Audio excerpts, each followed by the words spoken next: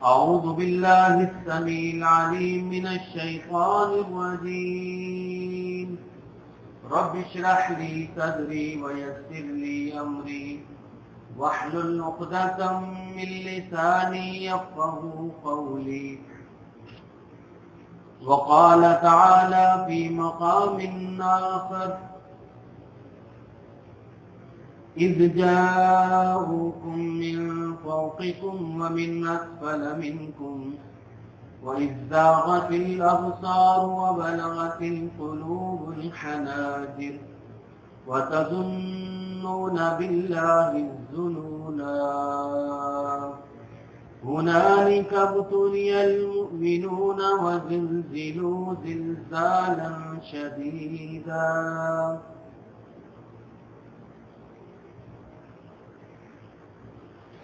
تمام قسم کی تعریفات عبادات ایک اللہ وحدہ لا شریک کے لیے، ان گنت لاتعداد درود و سلام ہو امام الانبیاء رحمت للعالمین صلی اللہ علیہ وسلم کی ذات گرامی پر۔ عزیزان گرامی، پیارے نبی صلی اللہ علیہ وسلم کی حیات طیبہ سے غزوہ احزاب کے واقعات جو 5 ہجری کو پیش آئے ہم بیان کر رہے تھے کہ رسول اللہ صلی اللہ علیہ وسلم نے مشرکین مکہ، دیگر تمام عرب قبائل، خیبر کے یہودیوں کا اکٹھا ہو جانا اور ان سب کا مل کر مدینہ پر چڑھائی کرنا، یہ اہل مدینہ کے لیے انتہائی ایک خطرناک ترین معاملہ تھا کہ انہوں نے اتنے بڑے لشکر کو کبھی بھی ایک ساتھ مل کر ان کا مقابلہ نہیں کیا تھا۔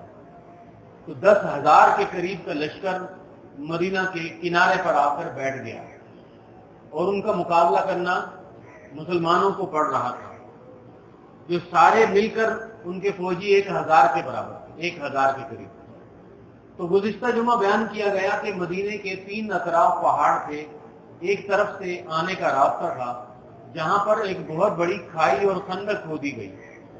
یہ ساری تفاصیل بیان کر دی گئی۔ اب صرف صورتحال یہ تھی کہ خندق کے اس پار پہرا دینا تھا کہ کہیں اچانک کوئی خندق کو پار کر کے حملہ نہ کر دے، کسی جگہ سے خندق کو پاٹ کر اس کے اوپر مٹی ڈال کے وہاں سے فوجیں داخل نہ ہو جائیں۔ تو 24 گھنٹے پہرا دینے کا معاملہ تھا۔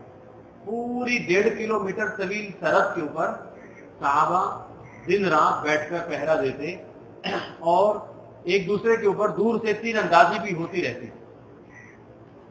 ایسے مرحلے میں کہ جب بھوک بھی ہے، سخت سردی کا عالم بھی ہے، حلق دل حلق تک پہنچ گئے ہیں، مومنوں نے اللہ رب العزت کے اس فرمان کے مطابق ثابت قدمی دکھائی کہ وَلَمَّا رَأَى الْمُؤْمِنُونَ الْأَحْزَابَ، جب اہل ایمان نے ان سارے لشکروں کو دیکھا، کہنے لگے هَذَا مَا وَعَدَنَا اللَّهُ وَرَسُولُهُ، یہ تو وہی ہے کہ جو اللہ نے اور اس کے رسول نے ہم سے وعدہ کیا، اور وَصَدَقَ اللَّهُ وَرَسُولُهُ، انشاءاللہ اللہ اور اس کے رسول کا ہر وعدہ سچا ہوگا۔ وَمَا زَادُوهُمْ إِلَّا إِيمَانًا وَتَسْلِيمًا، ان کا ایمان مزید بڑھ گیا۔ مدینے کے اندر ایک منافقین کی جماعت تھی جن کا تذکرہ اب آئندہ آپ اس سیرت کے بیان میں بار بار سنیں گے۔ ان لوگوں نے جب یہ دیکھا کہ بھوک کا عالم ہے، چاروں طرف سے عرب کے قبیلے ہم پر لشکر لے کر آ گئے ہیں، تو وہ کہنے لگے ما وعدنا اللہ ورسولہ الا غرورا، کہ اللہ اور اس کے رسول نے جو ہم سے وعدے کیے تھے وہ سب فریب تھا. ہمارے ساتھ بڑا دھوکہ ہو گیا. ہم مسلمانوں کے ساتھ اس لیے ملے تھے کہ پورے عرب کے اوپر حکومت ہوگی, بڑا مال غنیمت آئے گا. نبی کریم صلی اللہ علیہ وسلم نے تو خندق کھودتے ہوئے کہا تھا کہ میں شام اور ایران کے خزانوں کو دیکھ رہا ہوں, ان کے اوپر بھی ہماری حکومت ہوگی. اور یہاں یہ حالت ہے کہ چاروں طرف سے ہم گھیرے میں آ گئے. کہنے لگے ما وعدنا اللہ ورسولہ الا غرورا. ایسے ایمرجنسی کے لمحات میں ایمان کو ثابت رکھنا یہ صرف اہل ایمان کا کام ہوتا ہے, جن کے اللہ کے اوپر کامل یقین ہوتا ہے. آج اس وقت پورے عالم اسلام کی جو صورتحال ہے وہ اس جنگ احزاب سے کوئی مختلف نہیں کہ مسلمانوں کی صفوں میں منافق ہیں, چاروں طرف سے مسلمان گھیرے میں ہیں.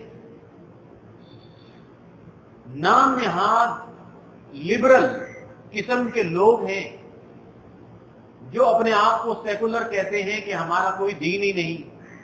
اس قسم کے لوگ میڈیا میں, صحافت میں,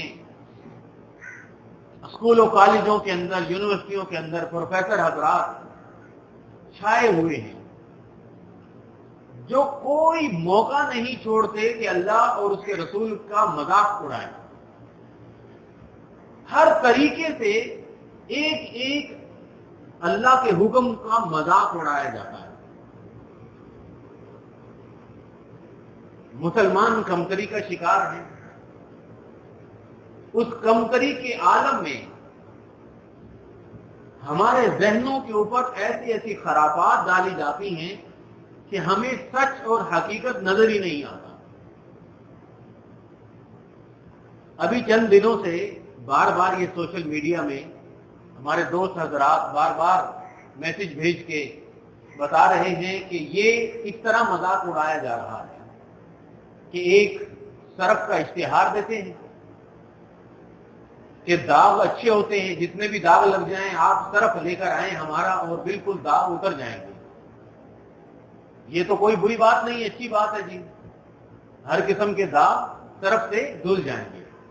لیکن دکھایا یہ جا رہا ہے کہ یہ ہمارے معاشرے میں داغ ہیں. اس داغ میں ایک لڑکی یہ کہتی ہے کہ ہمیں کہا جاتا ہے چادر اور چار دیواری میں رہو, گھر میں رہو. یہ داغ ہے, نعوذ باللہ. یہ حکم ہے اللہ کا کہ گھر میں رہو.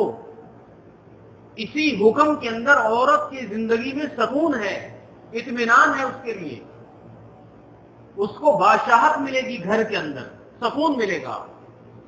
لیکن نام نہاد لبرل لوگ جو دراصل اللہ کے ہر حکم کی دشمنی کرتے ہیں اور ہر طریقے سے ایک ایک اسلام کے حکم کی مقابلہ کرنے کے لیے منافقت کا لبادہ اوڑھتے ہوئے کھلم کھلا نہیں کہتے کہ ہم تو مسلمان ہی نہیں ہیں بھائی, چھوڑو ہم جیسے زندگی گزارے. نہیں, مسلمانوں کا نام رکھ کے, مسلمان ملک میں رہ کے, مسلمان بن کے مذاق اڑاتے ہیں کہ جی یہ داغ ہے, گھر میں رہنا عورت کے لیے داغ ہے, گھر سے باہر نکلنا.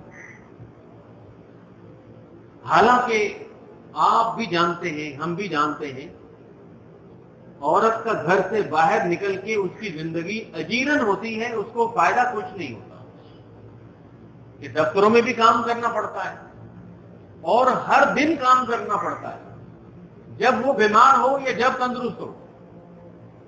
اس کو ٹکٹ کاٹ کر کنڈکٹری بھی کرنی پڑتی ہے, کسی جگہ پر برگر بھی بیچنے پڑتے ہیں, کسی جگہ پر اس کو ٹیکسی بھی چلانی پڑتی ہے. لیکن یہ کام کر کے اس کو گھر کی ذمہ داریوں سے نجات نہیں ملتی.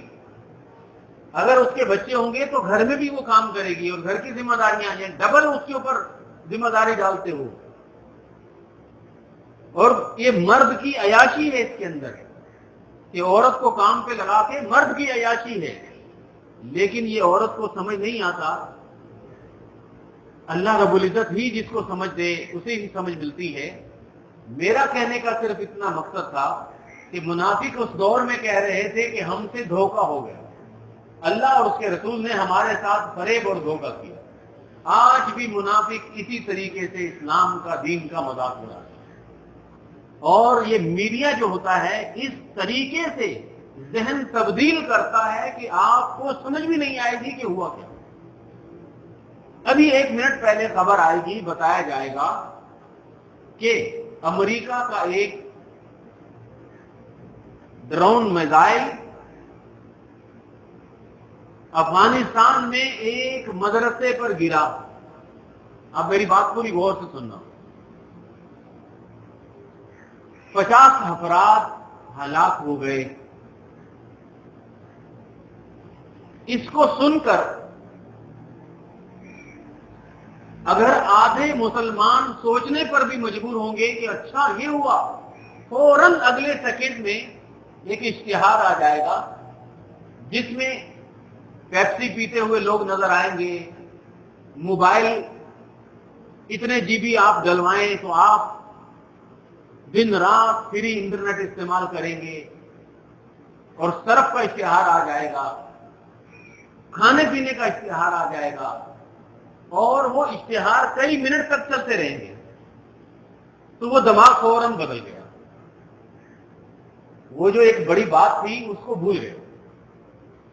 اس طریقے سے دماغ اور ذہن جو ہوتا ہے قوموں کا، لوگوں کا تبدیل کر کے کہاں سے کہیں لے گئے۔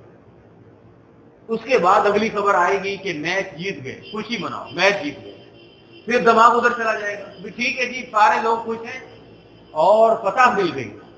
حالانکہ ابھی بتایا گیا تھا کہ انتہا درجے کا ظلم ہوا ہے، اور اس ظلم کے اوپر پورا دن کم از کم ہمیں غمگین رہنا تھا، لیکن کون غمگین رہے گا؟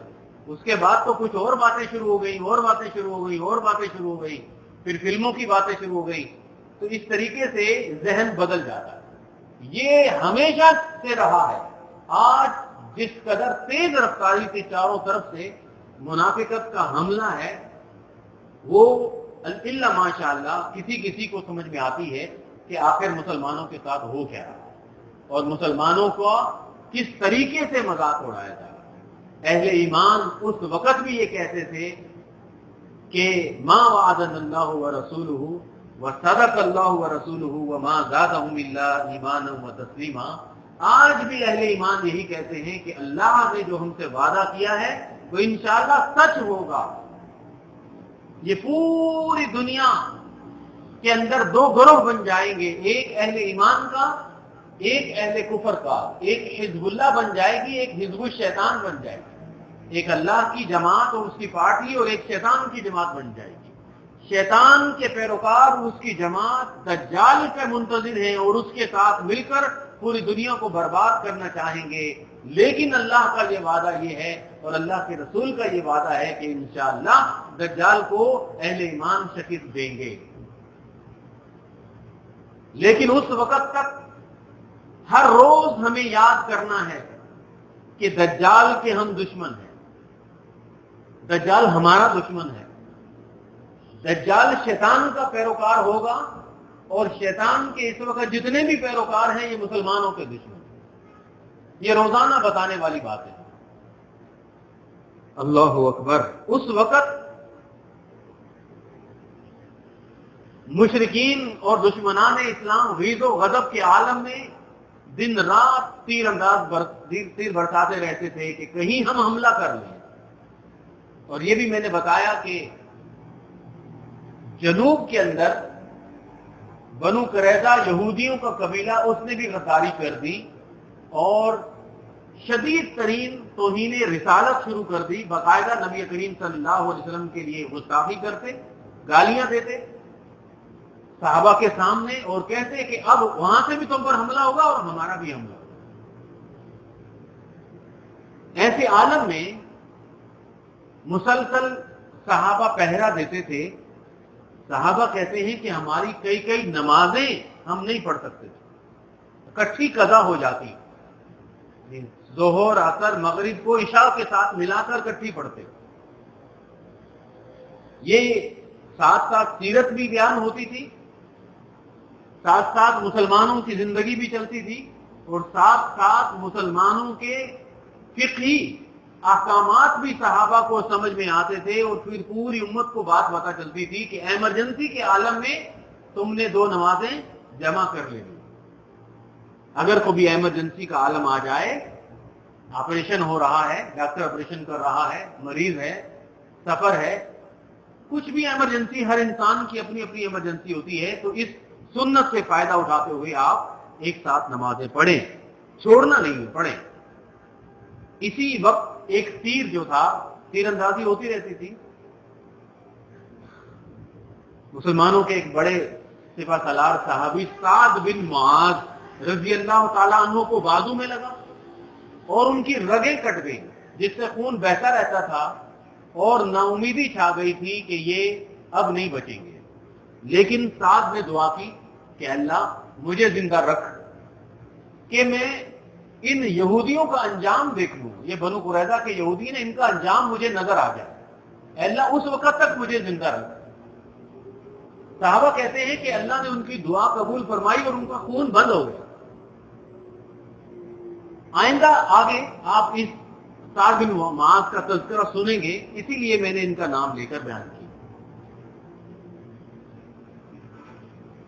اس وقت پیارے نبی صلی اللہ علیہ وسلم نے سیاسی حکمت عملی جو اختیار کی، وہ قیامت تک کے آنے والے مسلمانوں کے لیے، بلکہ لیڈروں کے لیے اور سپہ سالاروں کے لیے ایک بہت بڑی بہترین مثال بن گئی کہ جب یہ چیز نظر آئے کہ آپ کھلے میدان کے اندر دشمن کی بہت بڑی تعداد کے سامنے مقابلہ نہ کر پائیں تو کیا کریں۔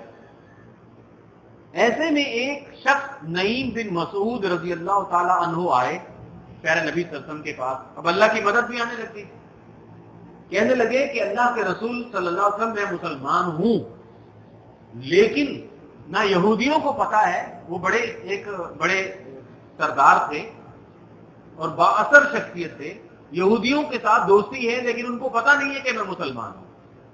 قریش کے لوگوں کو بھی ابھی تک پتا نہیں چلا کہ میں مسلمان ہوں۔ آپ مجھے کوئی خدمت کرنے کا موقع دیں، میں آپ کے کام آنا چاہتا ہوں۔ تو رسول اللہ صلی اللہ علیہ وسلم نے فرمایا الحرب خدعۃ، جنگ جو ہوتی ہے وہ دھوکہ ہوتی ہے۔ جنگ کیا ہے؟ دھوکہ ہے، اور یہ جنگ دھوکہ کے لفظ جو ہیں یہ مسلمان آپس میں استعمال نہ کریں، یہ کافروں کے لیے کہ جنگ دھوکہ ہے، لہذا آپ ان کو کسی دھوکے میں ڈال دو، کسی بھی طریقے سے ان کو آپس میں لڑا دو، تو اس کا مسلمانوں کو بہت فائدہ ہوگا۔ یہ حکمت عملی تھی، اور اس حکمت عملی سے ہزاروں لوگوں کا خون بچ گیا۔ یہ سمجھیں بھائی، مشرک بھی مرتے تو بندے تو مرتے نا، بعد میں وہ مسلمان ہو گئے تھے سارے قبیلے، صحابہ شہید ہوتے تو بھی خون ریزی ہوتی، تو ہزاروں لوگوں کا خون اور ان کا قتل بچ گیا کہ ایک بندے کو بھیج دیا۔ اب حضرت نعیم بن مسعود جو تھے رضی اللہ تعالی عنہ، بڑے ہی حکمت عملی کے ساتھ یہودیوں کے پاس گئے، اور یہودیوں سے مہمان نوازی کروانے کے بعد اور ان کے کان میں بتایا کہ یہ جو مشرکین مکہ آئے ہیں نا، سارے ابو سفیان کے لوگ، یہ جا رہے ہیں واپس۔ یہودی کہنے لگے اچھا ہاں یہ جا رہے ہیں، اور تم دیکھنا تم اکیلے رہ جاؤ گے، تمہارے ساتھ جو نبی کریم صلی اللہ علیہ وسلم اور پھر صحابہ نے کرنا ہے نا، تمہاری کوئی مدد نہیں کرے گا، تم پیچھے ہٹ جاؤ، نہیں تو یہ چلے جائیں گے اور تم اکیلے پھنس جاؤ گے۔ اب وہ پریشان ہو کہ اچھا یہ ہوگا، ہم نے تو مشرکین کے لالچ میں آ کے اور ان کے چکر میں آ کے تو کھلی دشمنی کر لی، ہم نے تو اتنی باتیں منہ سے نکال دی کہ اب وہ باتیں بھی واپس نہیں جائیں گی، اب ہم کیا کریں؟ تو وہ کہنے لگے تم ایسے کرو کہ تم مشرکین مکہ اور ابو سفیان کے لشکر جو آیا ہے اس سے کوئی نہ کوئی گارنٹی مانگو، اور ان کے سامنے کھل کر بات کرو کہ تم بھاگنے والے ہو تو ہمارا ساتھ نقصان ہو جائے گا، تم اپنا اسلحہ جو ہے ہمارے پاس بطور گارنٹی رکھواؤ۔ یہ کہنے کے بعد پھر وہ چلے گئے، ابو سفیان، بنو غطفان قبیلے اور یہ جو شمال میں خندق کے پار لشکر تھا ان کے پاس، اور ان کو بتانے لگے کہ تمہیں تو پتہ ہی نہیں، وہ یہودی تو مسلمانوں کے ساتھ مل گئے سارے، اب وہ خیبر کے یہودی بھی چلے جائیں گے، بنو قریظہ کے یہودی بھی چلے جائیں گے اور تم پھنس جاؤ گے۔ اور صحابہ اکرام نے اتنا اسلحہ جمع کیا ہوا ہے کہ بس وہ تمہارے اوپر ابھی حملہ ہوگا اور تم اکیلے پھنسو گے۔ اچھا، وہ بڑے پریشان، کیا کریں؟ تم ایسے کرو کہ تم یہودیوں سے گارنٹی مانگو۔ اس طریقے سے وہ یہودی اور مشرکین کا آپس میں دل میں شک پڑ گیا، ابھی اتحاد باقی نہیں رہا، ایک دوسرے کو شک کی نگاہوں سے دیکھ رہے تھے اور پریشان تھے کہ کیا کریں۔ اوپر سے اللہ رب العزت نے آندھی اور طوفان کا سلسلہ شروع کر دیا، ایسی آندھی آئی کہ ان کے لشکر اڑ گئے، ان کی جو تمبو باندھے ہوئے تھے وہ تمبو بھی اڑ گئے، ان کی جو دیگیں پک رہی تھی وہ دیگیں بھی اوندا منہ الٹ گئی اور ان کے جانور بھاگ گئے۔ سمجھ لیں کہ پورا 10,000 کا لشکر تتر بتر ہو گیا۔ یہ اللہ رب العزت کی مدد شروع ہو گئی۔ وہ ایک دوسرے میں لڑ رہے ہیں آپس میں، وہ کہہ رہے تم ہمیں گارنٹی دو، وہ کہہ رہے تم ہمیں گارنٹی دو۔ اسی چکر میں ایک دوسرے کی مدد تو باقی رہی نہیں، آپس میں ایک دوسرے کو اپنی جان بچانے کی پڑ گئی، کوئی یہاں بھاگ گیا، کوئی وہاں بھاگ گیا، اور مشرکین کا لشکر کہ تھوڑی دیر رکے اور دیکھیں تو صحیح ہوا کیا ہے، نہیں، وہ اس ڈر اور خوف میں واپس چلے گئے۔ اللہ رب العزت نے ایسا اتنا بڑا 10,000 کا بڑا لشکر پیارے نبی صلی اللہ علیہ وسلم کی حکمت عملی اور آپ کی حکیمانہ بصیرت کے ذریعے اور نعیم بن رضی اللہ تعالیٰ عنہ کی سمجھداری کے ساتھ سارے لشکر ان کے ناکام ہو گئے۔ جب وہ واپس گئے، اس وقت صحابہ اکرام مسلسل دعاؤں میں تھے، اللہ رب العزت کا کام ہو رہا ہے، مدد ہو رہی ہے، ان کے دلوں میں شک پڑ رہے ہیں، لیکن یہاں صحابہ پہرے میں کھڑے ہیں، بھوک ہے، پیاس ہے، پریشانی کا عالم ہے، لیکن دعائیں مانگ رہے ہیں۔ اور وہ دعائیں لکھی ہیں کہ اللہم استر عوراتنا وآمن رواتنا، یہ بڑی مشہور دعا ہے کہ اے اللہ ہماری کمزوریاں جو ہیں اے اللہ اس کے اوپر پردہ ڈال دے، اے اللہ ہمیں امن دے دے، اے اللہ ہماری کمزوریوں پہ پردہ ڈال دے، دشمن کو پتہ ہی نہ چلے کہ ہم کتنے کمزور ہیں۔ اللہم استر عوراتنا وآمن رواتنا، یہ آپ کو دعاؤں کی کتابوں میں مل جائیں گی، آپ ان کو یاد رکھا کریں، آپ ان کو پڑھتے رہا کریں۔ انسان کی زندگی میں بھی ہوتے ہیں بے شمار لوگ حسد کرنے والے ہوتے ہیں، بے شمار دشمنیاں کرنے والے ہوتے ہیں، اور نہیں تو کہیں نہ کہیں ایسے ہی بلا وجہ انسان کسی مصیبت میں پھنس جاتا ہے، تو دعا مانگے کہ اللہم استر عوراتنا وآمن رواتنا، اے اللہ ہماری کمزوریوں پر، ہمارے عیبوں پر پردہ ڈال دے، اے اللہ ہماری پریشانیوں کو دور فرما دے۔ پھر نبی صلی اللہ علیہ وسلم یہ بھی دعائیں مانگتے تھے کہ اللہم اہزمہم وزلزلہم، اے اللہ ان لشکروں کو آپس میں لڑا دے، اے اللہ ان کے اوپر زلزلہ طاری کر دے۔ اللہ رب العزت نے تیز آندھی کے ذریعے سارے کام کر دیے۔ اس دن کے بعد 5 ہجری کے بعد آپ آگے یاد رکھنا، پیارے نبی صلی اللہ علیہ وسلم نے فرمایا الآن نغزوہم، آج کے بعد کوئی مدینے پہ حملہ نہیں کرے گا، انشاءاللہ اب مسلمان حملہ کیا کریں گے، آج کے بعد یہ مشرکین مکہ یہاں حملہ نہیں کریں گے، نحن نصیر الیہم، اب ہم جائیں گے، جہاں بھی جانا ہوگا ہم جائیں گے اور حملہ کریں گے انشاءاللہ۔ اللہ رب العزت نے یہ بات بھی پوری فرمائی۔ اب بنو قریظہ کے یہودیوں کی طرف چلتے ہیں۔ وہ بنو قریظہ کے یہودی جو ہمیشہ سے مدینہ کے پڑوس میں تھے، لیکن ایسے موقع پر انہوں نے نبی صلی اللہ علیہ وسلم سے معاہدہ بھی کیا ہوا تھا، آپس میں معاہدہ تھا کہ ایک دوسرے کا ساتھ دینا ہے، کوئی ہم پر حملہ کرے گا تو وہ سب پر حملہ مانا جائے گا، اسی لیے نبی صلی اللہ علیہ وسلم ان کی طرف سے بے فکر تھے۔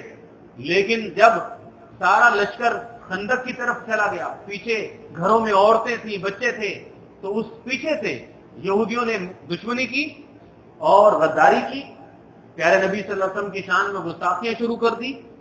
تو پیارے نبی صلی اللہ علیہ وسلم گھر آتے ہیں، جب دشمن کا لشکر چلا گیا تو کئی عرصے کے بعد دھول مٹی آپ نے غسل فرمایا، غسل فرمانے کے بعد اپنا لباس تبدیل فرمایا، آرام کرنا چاہتے تھے، لیکن جبرائیل علیہ السلام آ کر کہنے لگے کہ اللہ کے رسول آپ نے تو اپنا اسلحہ بھی اتار دیا، لیکن دیکھیں ہم نے اسلحہ نہیں اتارا، آپ فوراً بنو قریظہ کی طرف چلے، ہم پہلے جائیں گے، ہم ان کے دلوں میں تو آپ کا रोब डाल देंगे, खौफ डाल देंगे, आप पीछे से आए।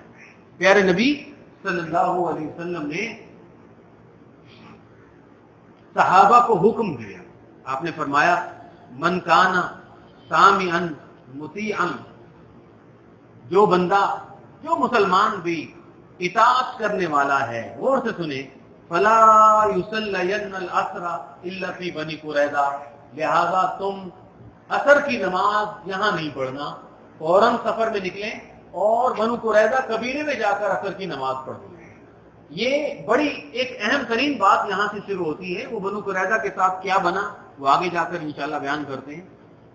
इस हुक्म के अंदर मुसलमानों के लिए, आपके लिए, हमारे लिए और फिर बाद में सहाबा और मुहद्दिसीन ने इससे बहुत ही फिकही असूल निकाले, बहुत ज्यादा। आपने क्या हुक्म दिया कि आप में जो भी इताअत करने वाला है वो असर की नमाज ना पढ़े, मगर बनु कुरैजा कबीले में जाकर असर की नमाज पढ़े।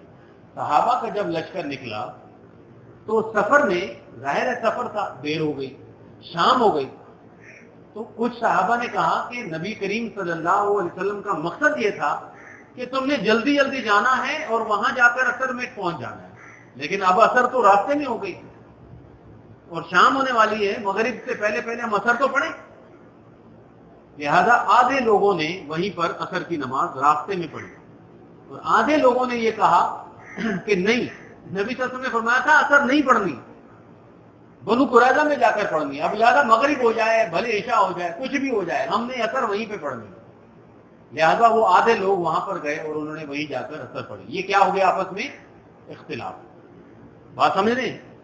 एक गिरोह वो है जो कहता है कि आपके लफ्ज को देखने के लिए आपने हुक्म दिया था कि असर नहीं पढ़ो, अब भले जो कुछ हो जाए, शाम मगरिब तुलू हो जाए सूरज, मगरिब हो जाए, हम असर नहीं पढ़ेंगे, हम वहीं पे जाके पढ़ेंगे क्योंकि आपका हुक्म। और एक जमात ये कहने लगी कि दरअसल नबी सल्लल्लाहु अलैहि वसल्लम के हुक्म का मकसद ये था कि जल्दी निकलो और तेज रफ्तारी से सफर करो और असर में वहां पहुंचो।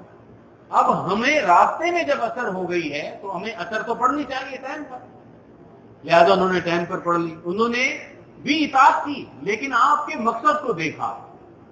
नबी करीम सल्लल्लाहु अलैहि वसल्लम जब बनु कुरैजा पहुंचे तो आपने दोनों को बुरा नहीं कहा, दोनों जमातों के लिए आपने कहा दुरुस्त किया।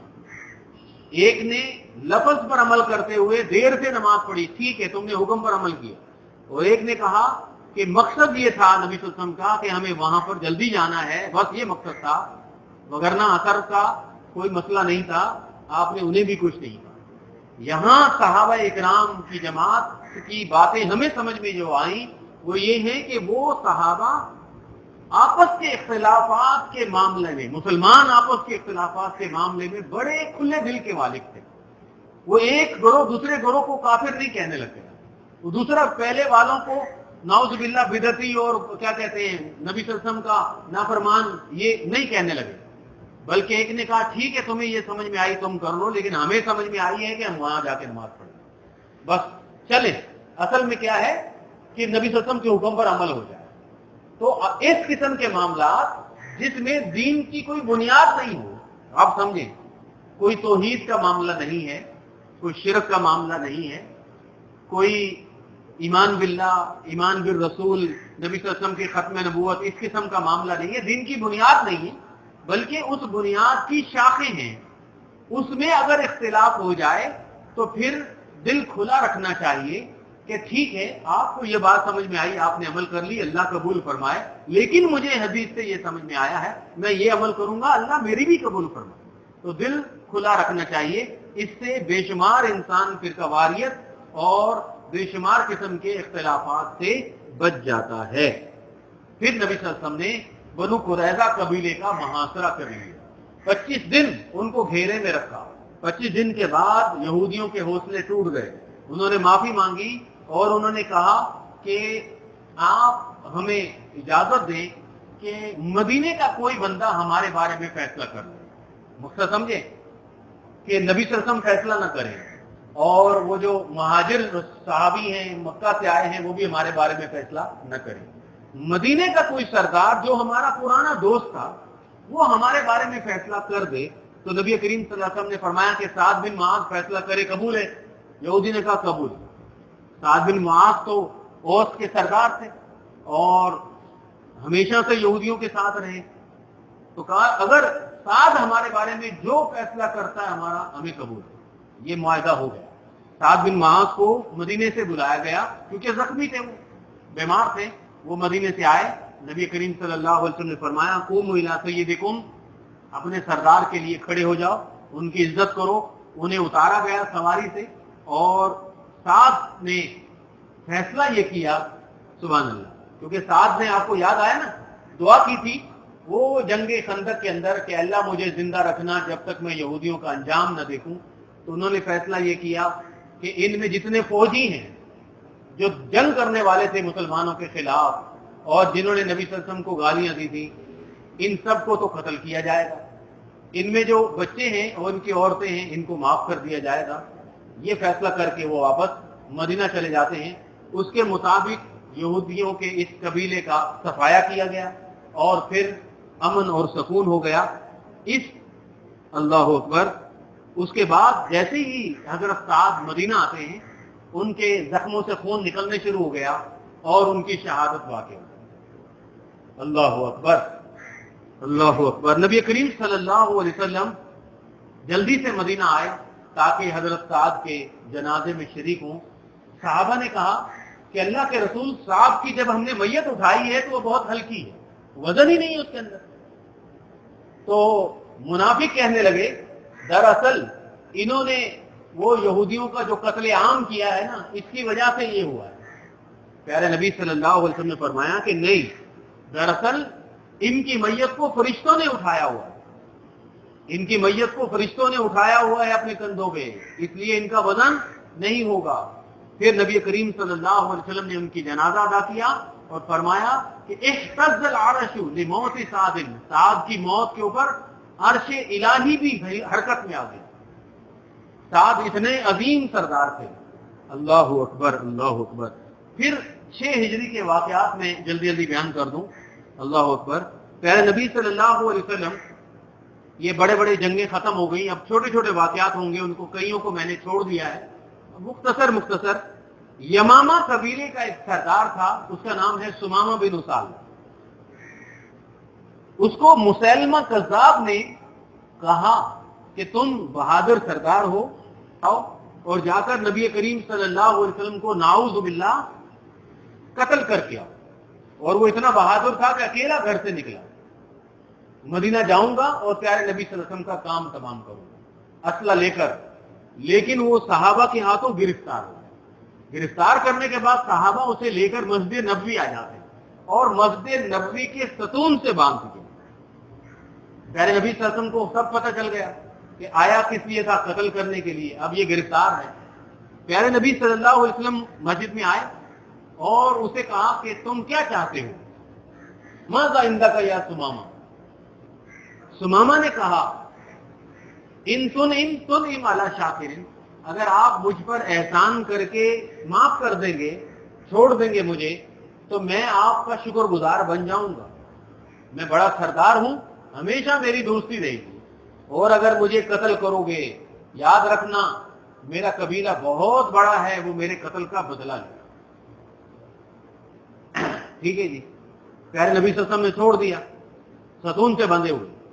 دوسرا دن پھر آپ نے اس کی حال چال پوچھا، تیسرا دن پھر حال چال پوچھا، تیسرے دن بھی اس نے یہی کہا کہ اگر مجھے معاف کر دو گے تو ٹھیک ہے، میں آپ کا احسان مند ہوں گا، اگر مجھے مارو گے تو پھر میرا بدلہ بھی ہوگا۔ پیارے نبی صلی اللہ علیہ وسلم نے فرمایا اسے چھوڑ دو۔ اتلقوا سمامہ، سمامہ باہر نکلا، ایک باغ میں گیا، غسل کیا، غسل کرنے کے بعد دوبارہ گرفتار ہونے کے لیے آ گیا، گرفتار محبت کے لیے کہ کیا اسیری ہے کیا رہائی ہے، اپنا بنا کے چھوڑ دیا، کیا اسیری ہے کیا رہائی ہے، کہ اللہ کے رسول اب مجھے آپ کی غلامی پسند، اب میں یہاں سے نہیں جاؤں گا، مجھے مسلمان کر لیجیے۔ کلمہ پڑھ کے مسلمان ہو جاتے ہیں۔ اللہ اکبر۔ آگے چلے، کہا اللہ کے رسول میں مکہ جاؤں گا اور عمرہ کروں گا، اجازت ہے، نبی صلی اللہ علیہ وسلم نے فرمایا جاؤ مکہ عمرہ کرو۔ مکہ میں عمرہ کیا، کسی مشرک نے چھیڑا کہ اے ثمامہ بڑے بہادر تھے، تم بھی مسلمان ہو گئے ہو؟ تو انہوں نے کہا کہ ہاں میں مسلمان ہوں، اور یاد رکھنا اب مکہ والوں کے لیے جو میرا قبیلہ تمہیں گندم بھیجتا تھا، اب تمہارے پاس ایک دانہ گندم نہیں آئے گی، تم بھوکے مرو گے۔ یہ کہہ کر وہ چلے گئے۔ اللہ اکبر۔ مکہ کے لوگوں نے نبی صلی اللہ علیہ وسلم کو خط لکھا کہ برائے مہربانی آپ اپنے غلام ثمامہ کو کہیے کہ ہمیں کم از کم بیچنے کے لیے گندم تو بھیجا کرے، ہم بھوکے ہیں۔ تو نبی کریم صلی اللہ علیہ وسلم نے ثمامہ کو اجازت دی، حکم دیا کہ مکہ والوں کے لیے گندم بند نہ کرو۔ آپ دیکھیں اس کے اوپر بڑی طویل باتیں تھی، 1-2 منٹ کے لیے آپ سمجھیں۔ چاہتے تو نبی صلی اللہ علیہ وسلم پہلے دن ہی اسے چھوڑ دیتے، 3 دن مسجد میں کیوں رکھا؟ اللہ اکبر۔ اس لیے کہ وہ مشرک ہے، اس نے کبھی مسلمانوں کی عبادت گاہ کو دیکھا ہی نہیں تھا۔ آپ چاہتے تھے کہ وہ صحابہ کی محبت دیکھے، صحابہ کی طریقہ عبادت دیکھے، صحابہ کا اخلاق دیکھے، ان کی محبت اور ان کا کردار دیکھے اپنی آنکھوں سے۔ جب دیکھ لیا تبلیغ نہیں کی، بس اپنا عمل دکھایا اور چھوڑ دیا۔ اب وہ بندہ لمبے لمبی تقریریں اور درس تو اس نے سنے نہیں تھے، لیکن انہوں نے صحابہ کی زندگی دیکھی تھی، اور آپ کی نمازیں دیکھی، آپ کا نبی صلی اللہ علیہ وسلم کی اطاعت دیکھی، آپس میں اخلاق دیکھا، کیسا ان کا اخلاق ہے، کیسی مہمان نوازی ہے، کیسی یہ عزت کرتے ہیں۔ انہی چیزوں کے ہاتھوں وہ قربان ہو گیا اور وہ مسلمان ہونے پر تیار ہو گیا۔ یہ چیزیں مسلمانوں کافروں کے لیے چھوڑو، آپس میں مسلمان ایک دوسرے کے لیے کرنے لگ جائیں کہ آپ کی مسجد میں دوسرے فرقے کا بندہ آ جائے تو آ جائے، یار کیا ہو گیا، کھلے دل سے اس کو گلے لگائیں کہ بھائی ٹھیک ہے تم کسی بھی طریقے سے پڑھو نماز، بس سجدہ تو کرو اللہ کو۔ اگر آپ کا اخلاق اچھا ہوگا، آپ کی نماز اچھی ہوگی، آپ کا طریقہ عبادت اچھا ہوگا، انشاءاللہ اس کے اوپر اثر کرے گا۔ اور اگر آپ اسے ڈرو گے کہ نہیں بھائی یہ کیوں آتا ہے، اس کا مطلب یہ ہے کہ تم کمزور ہو، بد اخلاق ہو، اور بد اخلاقی سے جو آتا ہے اسے بھی بھگاتے ہو۔ یہ ہماری مسجدوں کے حالات ہیں کہ اکثر مسجدوں میں نمازی ایک دوسرے سے ناراض ہوتے ہیں، اور بہت ساری مسجدوں میں، یہاں نہیں بہت ساری مسجدوں میں گیا ہوں کہ جہاں امام اور مؤذن سے مقتدی ناراض ہوتے ہیں، امام اور مؤذن اپنی انتظامیہ سے ناراض ہوتا ہے، انتظامیہ اس سے نفرت کرتی ہے، سب ایک دوسرے سے نفرت کر رہے ہیں۔ بھائی کیا ہو رہا ہے یار، کیا ہو رہا ہے؟ لوگ کہتے ہیں کہ بھائی یہاں آپ ہمارے مسجد میں درس دینا اور برائے مہربانی ہماری انتظامیہ کو سمجھانا، وہ ہم پہ ظلم کر دیا، یاد ہوگی۔ کیسے کیسے لوگ ہیں، کس طرح ایک دوسرے سے ہم نفرت کرتے ہیں۔